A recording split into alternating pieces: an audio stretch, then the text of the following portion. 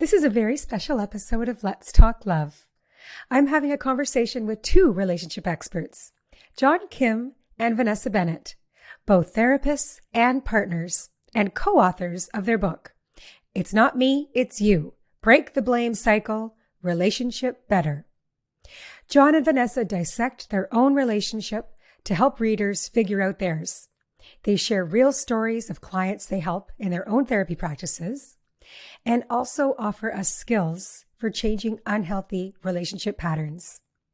I myself have been implementing Vanessa's lessons on mindfulness during hard conversations, and it's made a world of difference in my life. I hope you read their excellent book, listen to this podcast, and learn something new you can apply in yours. Enjoy. Welcome to Let's Talk Love, the podcast that brings you real talk, fresh ideas, and expert insights every week. Our guests are the most trusted voices in love and relationships, and they're here for you with tools, information, and friendly advice to help you expand the ways you love, relate, and communicate. We tackle the big questions, not shying away from the complex, the messy, the awkward, and the joyful parts of relationships. I'm your host, Robin Ducharme. Now, let's talk love. Hello, everyone, and welcome to Let's Talk Love. I am so excited to introduce our guest today, who I have been, you and I, John, have worked together before quite a few times with Real Already. Mm-hmm. Kim, the angry therapist, and his beautiful and so intelligent and smart Vanessa Bennett. I'm so excited to meet you for the first time and have this discussion. I know. I do feel like. I don't know if she's smart and intelligent yet. Oh, well, because I've been watching her and learning from her on her podcast and reading your book. Are you kidding me? Oh, your wife is so smart. Get out of here. So thank you for being with us today. Yeah. And I really wanted to, I know you've been on this major book tour, like you said, doing all these podcasts talking about your book. And I know it's backwards on the screen, but it's not me, it's you. Mm-hmm. I loved your new book.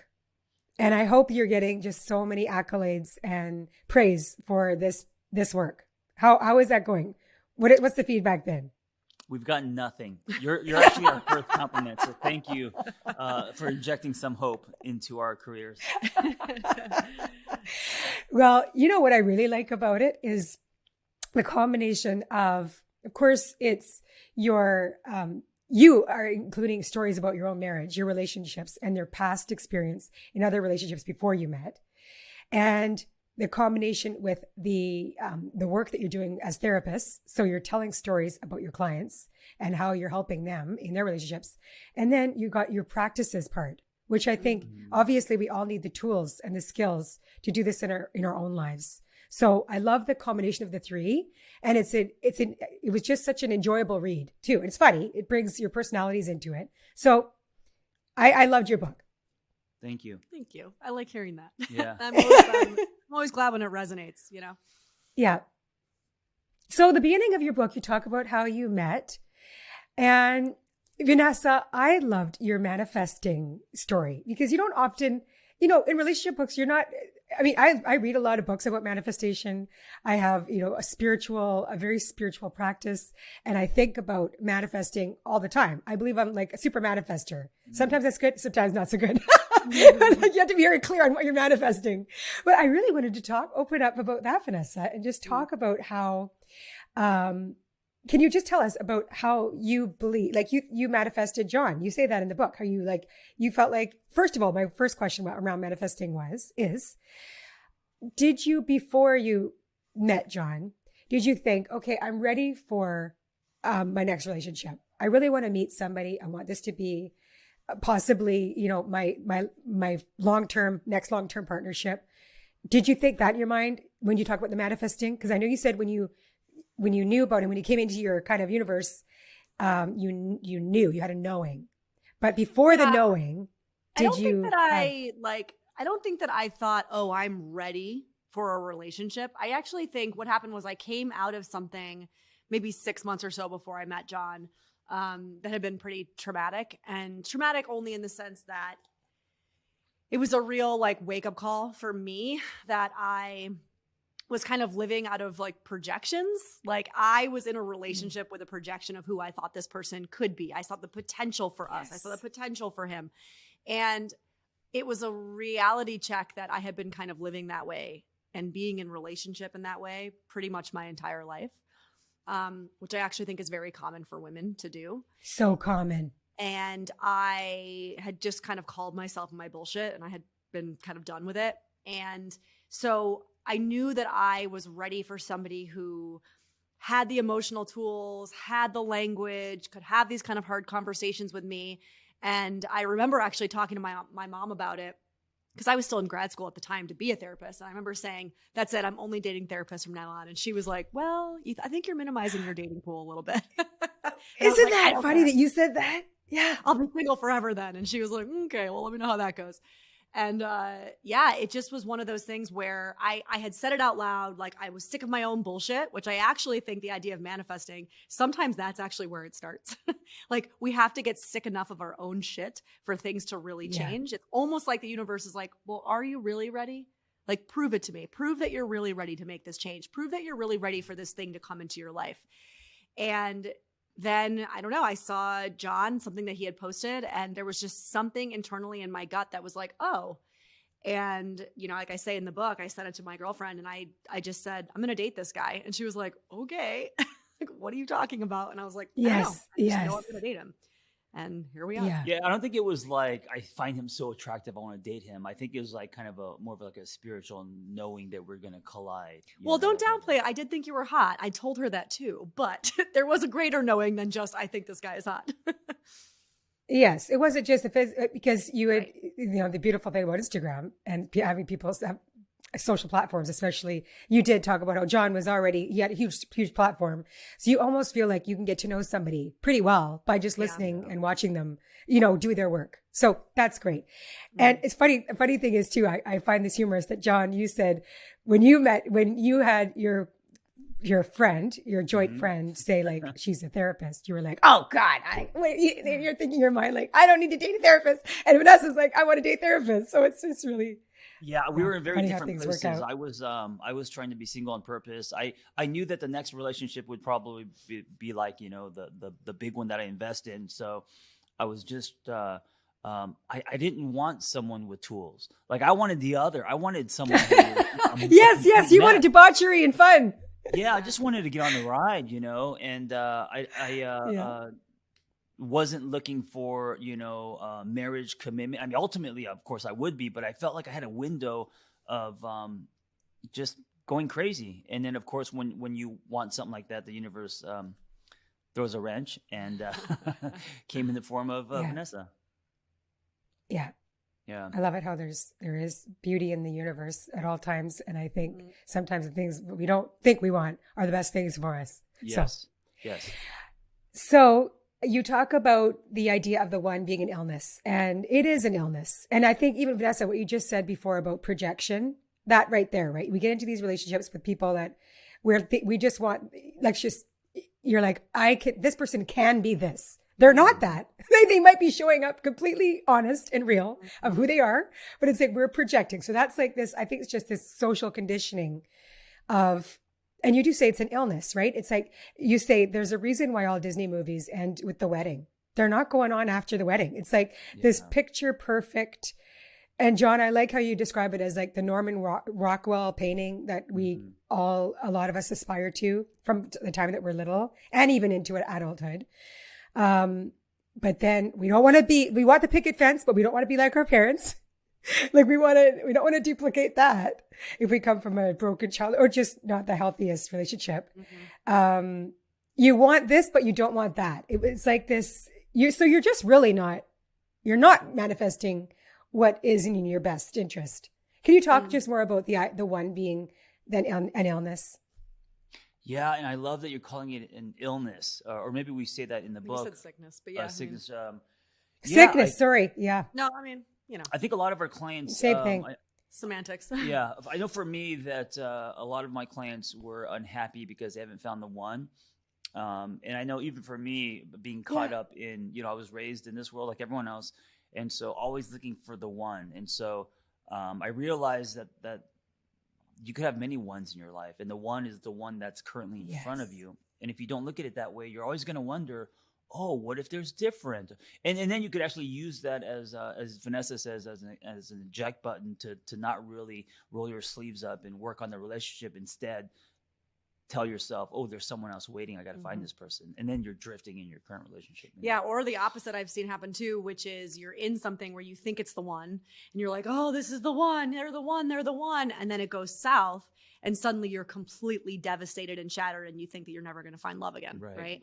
So it's like one or the other. And at what point do we give ourselves a little bit of a break and realize that, to John's point, the one in front of you that you're choosing to love is the one right now? And how powerful that actually is with that kind of practice of presence, like being present with the person in front of you versus always in your head thinking about, this magical being that is the one. Yes. So I think also this generation, we've been very trained for instant gratification, and when things get rough, to always have other options, right? This idea of backup plans. And I know with, because I'm 49, my generation, and even before, I feel like we worked harder or gave up less, and I think today's generation are very fast to bounce if things are uncomfortable. I think that's also, I agree with you, John. I also think, obviously, online dating, it's like this never-ending catalog of people that you could choose from. Like, I want this type. Oh, no, he's not going to work. Flip or swipe, right? It's just this whole idea that there's somebody else that, and if that first date is maybe it's a complete disaster. Okay, let's not. But even if you're even slightly bit curious, but not good enough. Okay, next, right? I'm back on the app. So it can build up this false sense of endless choice. Options. Yeah. So you both came to a point in your life when you woke up. And I think this is common around that age, right? In the 30s, that this happens to a lot of us. Can you talk about that time for both of you? Vanessa, can you talk about it individually when you think you kind of woke up and decided, okay, I no longer want to be operating the way I have been in the past because this is just not working for me. Yeah. I think I've had multiple wake ups in my life, but depending on what the specific behavior or pattern was that I finally got sick enough of that I decided to get to the root of it, right? And try to own my part and make the changes that I needed to make, because there's something about the wake up that happens when you finally own your 100% and you stop blaming everybody else for the things that have gone wrong in your life, that is actually really powerful, right? It takes you out of the victim mentality and it puts you into the driver's seat of your own experience and your own life. And so I think for me, that moment of wake up, one of them came when I packed some suitcases and moved across the country and left a relationship behind that I have now been told by other people that it apparently is very mind-blowing that at 31 years old as a woman, I ended an engagement and moved across the country and said, I'm redoing everything. I didn't think about it like that in the moment. I just knew that this wasn't the trajectory of my life and I needed to make a change, a very drastic one. But apparently that's a big deal. That's what I've been told. I think it does. It shows a lot. It shows so much courage. Yeah. I just think I realized for the first time ever in my life, I had to put myself first. And I had never really done that. I've always kind of been the people pleaser. I'm the eldest daughter, so I'm, pretty parentified. I'm always the caretaker, things like that. And I just didn't care anymore. I didn't care what other people thought. I didn't care if I was letting people down. I didn't care. It finally became apparent to me that I needed to choose myself. And so that was kind of a first domino. And, over the course of however many months until I met John, I got little mini lessons in having to choose myself, I think. And then I think that John and I meeting was kind of another really big opportunity for me to choose myself again. Again, I think the universe keeps going, okay, are you really sure? Have you really learned the lesson? Yes. And it's like, and you think you can learn it. I think our learning, it just gets deeper and deeper. Sometimes, obviously sometimes just not a lightning, it doesn't happen just instantly. You have to ingrain the learning. Yep. Like it has to be like part of you. Like I know I have to change this, but then how do I do that? It's like through process. I was going to say something about the choosing yourself, because I know it's very common. I think for someone like Vanessa, who grew up fast and had to put others before her, of course, choosing herself is the prescription, right? That's going to be the first domino. But then after that, I think when you get into a relationship, at least for me, I think choosing yourself gets the plane to be stable. And then when you choose to love someone, I like the idea that I'm choosing us. There's something about choosing us that makes me feel like now I'm fighting for something bigger than me. So, I understand you should always choose yourself, but I think the next level is, okay, I have chosen myself. I'm pretty stable. I like where I'm at. I've got this plate spinning. Now I want to choose us. And when I think about us, now, I check my ego. I check what's for the greater good. Now it's no longer about me. I feel like if you're just focusing on choosing yourself when you're in a relationship and that's the only gear, it could actually backfire. It could be not only two individual people, but two individual people drifting. Does that make sense? It makes complete sense to me. And I think that this is where, at least in my world with Real Love Ready, and I'm sure this is where you're at with your relationship, because you write about it and you're teaching it. And I think I think that you're encountering people in relationships in your practice that are really trying to learn this part of it.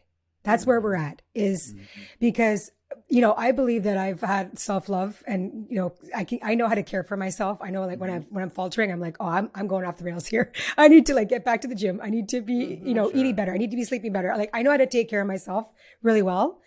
But when I'm really having a hard time with my husband and my partner, I'm like, okay, I need to get out of my ego, myself, myself part. And this is about us. It's about we, not me. Also, and I think that is a new framework, a bigger framework. There's a little delay. That's why I keep interrupting you. The child. With a child, how does that impact? Because I know that we've got 3 kids. Like 2 from a different marriage, but we have 3. There's 5 of us in our family. This is nothing little to be messing with. You have to. It's all about us, right? Yeah. You can be narcissistic if you're always thinking about yourself and how am I doing, and I think we can get lost in that. Yes. So, can we talk about when you first started dating? And I think that, and I really like this idea about getting past the breakers, because this is where, you say, I love this analogy because I get it, right? It's funny. I just got back from Maui a couple of weeks ago, and there's a beach there, McKenna Beach, and it's dangerous. I mean, you literally have to dive in and you have to get past those breakers if you think you're going to, if you're going to even have a good time at that beach or in the water. But I mean, a lot of people aren't willing to get past those breakers in relationship. Yeah. But I really wanted for you to share your experience in the first few months of dating and how you really did come up against, in each of you, what you really had to face. Like, John, you wanted to run, right? You were like, oh, I don't know if Vanessa's the one. And Vanessa, you were dealing with, can you maybe just go through that with us, please? Share that, because I think a lot of people can relate. It's not that I wanted to run. I was conflicted. I was confused. And then, of course, that showed up in some ambivalence, and then her feeling unsafe. Yes. Yeah. Yeah. And I think, for me, I think the lack of safety was something that I was very familiar with. And again, here I am on the heels of really trying to break old habits and patterns and do things differently. And I think I had been so in love with projections of people in the past that I had overridden my internal sense of, this feels safe to me. This feels right. And this feels honest. Right. And I was very clear that while I was in this and I was committed to seeing where this went, I was also highly committed to myself. And I was not going to allow myself to pretend that I felt safe when I didn't, or pretend that I felt chosen when I didn't, right? Because I'd done a lot of pretending in my life up to that point. And so, yes, this idea of me ultimately having to choose myself. I mean, it was in that moment with him a few months in where I just said, I choose me. Like, I know that this is good. I know that this could be great, but I'm not going to beg you. I'm not going to try to pretend. I'm not going to try to convince you. Right. And so I think, a lot of my clients, a lot of women in particular do a lot of attempting to convince, right? Like, again, we're very in love with the idea. We're very in love with the potential. And so we try to convince or try to drag somebody along into our vision. And I'd been down that road and I saw what it looked like and what it felt like. And so I just said to him, like, with love, you make the choice, because I'm not doing this anymore. And gave a little bit of an ultimatum. I think it was pretty clear that I was done in that moment. But I think that was, John, for you, maybe a point where you decided that you wanted to see where it went. Yeah, I think what came up for me was I realized I was loving with my past. And we talk about this in the book, meaning comparing Vanessa to exes. She's obviously different. Everyone's different. So instead of seeing beauty in the contrast, me taking the contrast, putting a black light over it and saying, oh, we're different. I don't know if this is going to work. So of course I was attracted to her. Things on paper made sense. But it was a combination of that and also me being in that little window where I wanted debauchery, and I felt like I was getting older. I was like, what, 45?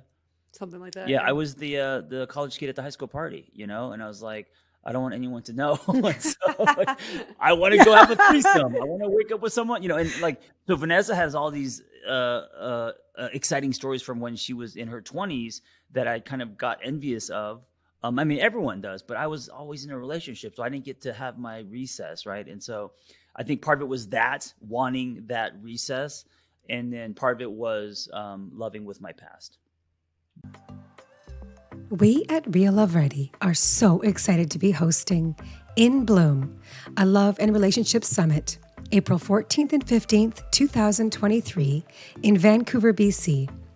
Join us for an insider pass to the most trusted relationship expertise, an intimate weekend of in-person or virtual learning, growth, and community. We're bringing you the insights and tools you need to learn and bloom in your relationships. Head over to realloveready.com to learn more and get your tickets. We truly hope to see you there. So John, you used the word ambivalence, and this was a lesson for me when I read this in your book, and how it can be such a killer in relationship. But I don't think ambivalence is talked about a lot. Yeah. Can you go through with that, how that shows up and really what that means, and how when I read that, I was like, oh wow, that is true. Yes. But I don't think we really talk about it. So can you teach us about ambivalence and how that can be so detrimental to relationship? Do you want to talk about the why don't you talk about effects? what the actual kind of manifestation of the behavior is, and then I can talk about what it feels like. Yeah, it feels like a lukewarm handshake with no eye contact. And I think ambivalence doesn't make you trust a person, obviously. But I also want to say that when you're in a relationship, it goes up and down, right? I see relationships as a living, breathing thing. I don't see it as like, oh, I swim past the breakers, we're working stuff out, now it's on, it's 110 every day. No, it's not like that. So ambivalence, I think, can fluctuate, but it's constant ambivalence. If ambivalence is the only gear you're in, then people are going to start feeling unsafe, undesired, unloved, unseen. And of course, that's a giant crowbar, right? And so you really have to make a decision. Am I going to lean forward and try to build something, or respect the person and give let the person be free? Let the person find someone who isn't ambivalent, Yeah. And I will say too, so the word ambivalence was and still is huge, but I also find that the way that ambivalence shows up for a lot of clients is incongruence, right? So words and actions not aligning. And I think a lot of people can relate to that feeling. And so many times I work with people who say to me, well, in the very beginning, their words and their actions didn't align, and I kept moving forward. And now, however many months on the road, something happens, it blows up, and they're beating themselves up. And so a lot of the work I'm doing with clients is to start to ask the question of, why is it that we accept ambivalence? Why is it that we accept incongruent behavior, right? And so I think for me, again, I'd hit a point where I was very aware of that. I was very aware of how often I had taken kind of the breadcrumbs in relationships. And it just wasn't enough to feed me anymore. And I wanted congruence. I wanted somebody to not be ambivalent, but to be sure, and not sure again, like you're the one, but sure that like in this moment. And John and I had multiple interesting conversations where he would say to me, how do you know? But how do you know? And I would say, I don't know. I don't know that you're the one, but I know that in this moment, I'm enjoying myself. I know that in this moment, I want to see you again. I know that in this moment, I'm having fun. Like for me, that feels like enough. I'm not thinking about 10 years down the road, right? And I think a lot of us, again, get into that idea of like what could be. And it takes us out of what is happening right now. Because if you're really present with right now and things are incongruent, then you have to be honest with yourself and say, what does that feel like? What does it feel like to have somebody be ambivalent? And if it feels like shit and you're doing it anyway, that's kind of on you. Yes. Right. Robin, I was 45. I needed the ring. I needed the promise. I was seeing white in my hair. He was all the single ladies. All the single ladies. You know why, when Vanessa was saying, why do people stay when people are ambivalent? The reason is because it's not a no, it's a maybe. And and you don't want to be a maybe. So she was done with maybes, but a lot of younger people would prefer a maybe over a yes. There's more excitement. There's more chasing. There's more, all of that. I think or the other would be like having a maybe instead of a no. That's it. I think it's more of that, Robin. I think you're right. I think especially again, because we've been socialized as women to believe that we have lesser value if we are single than if we're partnered, that we will take any breadcrumb we can get as long as that means there's a potential for partnership. And so women will take a maybe over a no versus standing in their own power and saying, I want a yes or a nothing. Right. And again, it's not to say you have to say I'm the one and we're going to be together forever, but you're either in this or you're not. Shit or get off the pot, because I choose me. I know my worth, and my worth is not a maybe. My worth is not a breadcrumb. That's not enough for me. And it shouldn't be for anybody, actually. Can we cue the Miley Cyrus song over? Seriously. Flowers? I can buy myself flowers. Wow. I didn't realize that was, and then my daughter told me that it was her, like going back to his song anyways, that was a very, very smart too. Wow. I was like, ooh, that's a good one. Yeah. Smart, passive aggressive. It's turning maybe, all of it in one, all of it. I'm here for it. Yeah. Witty. Let's go with that. Speaking of flowers, when Vanessa came to me and said, let's take 2 weeks off, you make a decision. I bought her flowers. And I remember I came back to her apartment with the flowers. And she said, I could buy my own flowers. No, she didn't say that. You thought she was there to break up with you, but really, it worked out. That's great. Yeah. So let's talk about the breakers. When things get hard, these are the things that make you want to walk away because they take work individually and as a team. And you say love doesn't actually start until things get hard. I totally agree with that. Love happens when you swim past the breakers. So how do you know what's the difference between a breaker and a red flag? Mm-hmm. People, I'm sure, ask you this question a lot. Mm-hmm. Same. I think breaker is when you see the 360 of the person, right? A lot of this happens when you move in with someone and you see, we call it, the dirty socks on the floor, the way they, are messy or not messy or whatever it is, right? And so seeing not the cardboard cutout, not seeing them on the date, but seeing them as living, breathing people. With all their, imperfections, shortcomings, and all that. He snores. He, whatever. So those are surface breakers. But I think the deeper breaker is the difference in love languages, difference in attachment styles. So Vanessa and I are in different in so many ways. How we show love, what's, all of that stuff. So those are all breakers, and those are all things that need to be talked about, processed, worked through, and also continuing. That I think is what love is about, and that's hard. A lot of people bounce when things get hard. That's for sure. And you say the easy part's not love, it's lust. People are it's especially when you're first dating somebody, right? You're so wrapped up in this and you're thinking, I'm so in love with this person. And really, it's like the real stuff isn't like the love. You could be so in lust with someone, right? You're thinking, this is it. This is the person like we talked about. This is the one. Yep. But it's infatuation. and just like all the newness that comes. It's just the excitement of being with somebody new. Yeah. But really the love doesn't, like you said, the love doesn't start until it gets hard. And before that, it's the lust stage. Yeah. And this is often, lust stage it's great, right? I mean, it's so fantastic, real. right? Why everybody seeks it out. And that's why people leave after a year or two and they go to somebody else. That's why we've got the serial monogamists for a year or two. And then they jump and they jump and they jump because they want that constant feeling. They want that constant feeling of dopamine because in their minds that equals love, right? And we know, I mean, even biologically, we know that after 2 years, those hormones start to fade, right? It's the I need to mate kind of hormones. And the question then becomes, what if you do want this kind of sustaining relationship? So what is love, right? What is love once the shiny veneer has worn off? And it's not to say that you don't experience those moments. It's not to say that the person walks in and occasionally you still feel butterflies and you still want to rip their clothes off. I mean, that still happens. But if it's not happening all the time, what does love mean? What does connection mean? What does commitment mean, right? And this is the time when you need to really start asking yourself those questions because you can't just rely on that shiny veneer anymore to get you through things. It's not enough. Yeah, and I don't think that lust goes away. I think it kind of grows up and matures. I like that. So yes, I like that. If you look at love as in elementary school, the 4 food groups, the laminated poster, and I'm probably dating myself because they probably don't have that now. But when I think lust is a part of that. So under lust, chemistry, all of that, the dopamine, and that should be in every relationship. I don't think that should be gone, but I do think that it matures. I think it, I almost said ferments, but that's not good. That's a very different meaning.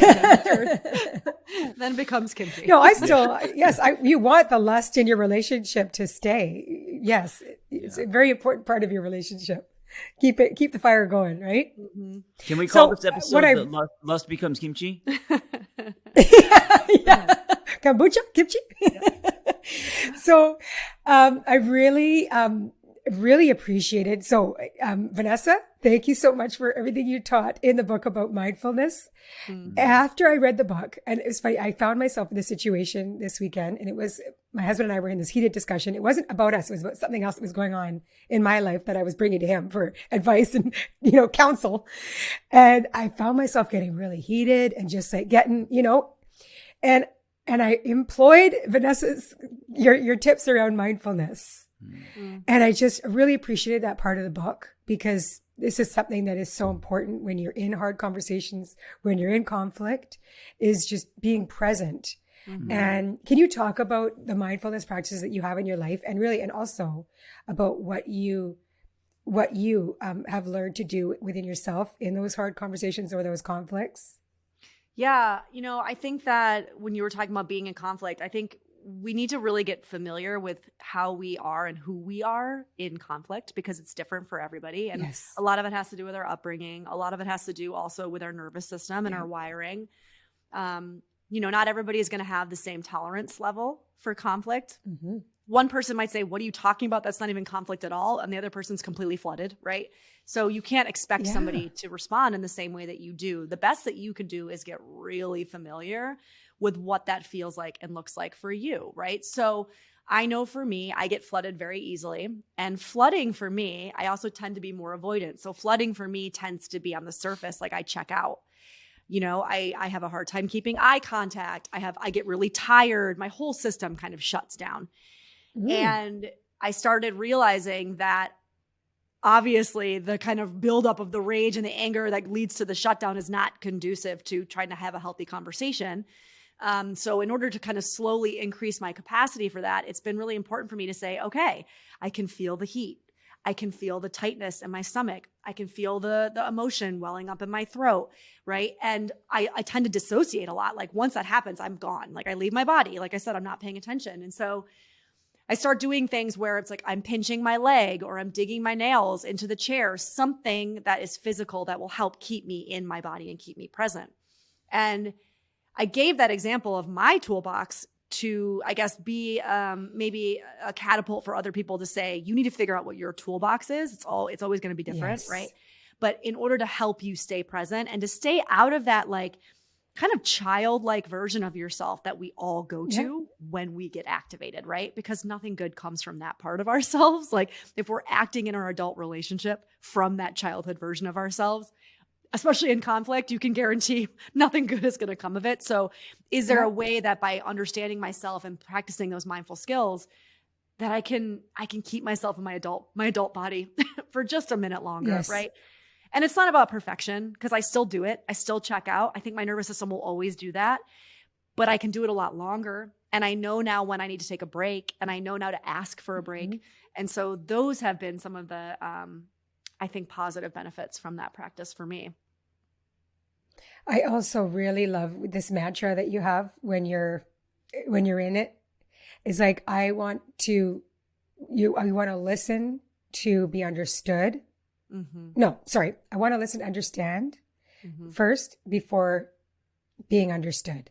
Yeah. And I stole understand that from before being understood. It. And then I realized that for me, repetition of a mantra was actually really helpful to help me stay in my body.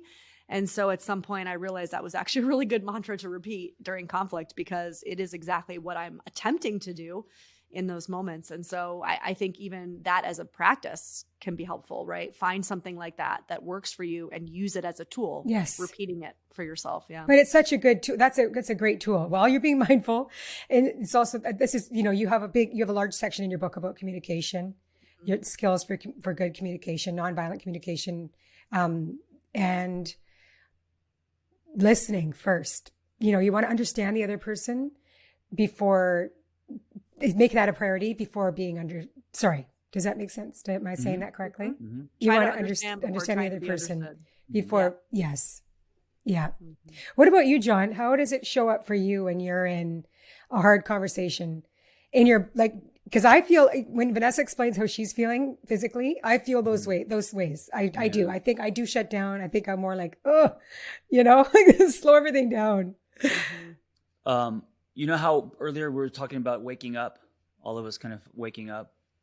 I'm still sleeping. Yeah. So, you know what's been helpful is, so like last night we got into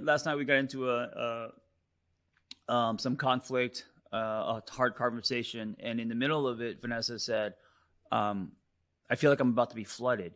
And that was really helpful for me because when she said that, it was a sign for me to be, let's put that first. Let's calm down or back up, or John, you need to shut up or at least be aware. So even something like that one sentence, so her being aware of how she feels and then communicating that to me gave me instruction, right? And I think that helps hard conversations from going from being productive, expressive to overwhelming, traumatic, and out of control. So I'm just saying that her being mindful also helps me because it becomes a radar, it becomes a compass. Yes. Yeah, I think John, he's expressed this, whether it's communication style or conflict style. I think I tend to be, again, whether it's avoidant, anxious, whether it's like the sweep it under the rug, verbal diarrhea, like we kind of go back and forth in this. So I think when John gets really heated, he can, and he has said this, like play lawyer or be a little bit of a steamroller, which to me just activates that like pulling in and not responding and not engaging even more. And so I think the more that we can both be aware of this is my pattern. And again, this is my inner child being activated, right? This is not the adult version of myself showing up in my best way, my best version. But if we can be aware of that, and in that moment that I say that to him being like, okay, maybe what I can do is change some of my behaviors in this moment so that she doesn't get flooded, or I need to pull back a little bit. Then we can have more productive conversations and it doesn't turn into, like you said, kind of a war. Yeah. So we have a little bit of time left. So I wanted to go over apologizing and how very important this is. And you do cover it in the book because, and I really liked how you opened this up and said, rarely do you both hear you in your practices, you don't hear apologies. You don't hear people apologizing very much. Right. And I wasn't surprised by this. Maybe people say sorry, but they're following it by but, right? So that's not a real apology. So can you talk more about this and really the importance of an apology. I think a lot of people don't have this skill, and it's such an important one. Mm-hmm. Yeah, I think the way I've started to really look at it is how common it is for us as people to not be able to separate the feeling or the thought I've done something wrong or I've done something quote unquote bad with I am bad. A lot of us have those two thoughts or beliefs coupled. And so the practice for us internally, it's not our partner's job, but it's ours, is to really work through where that comes from, why that's there, what triggers that response, right?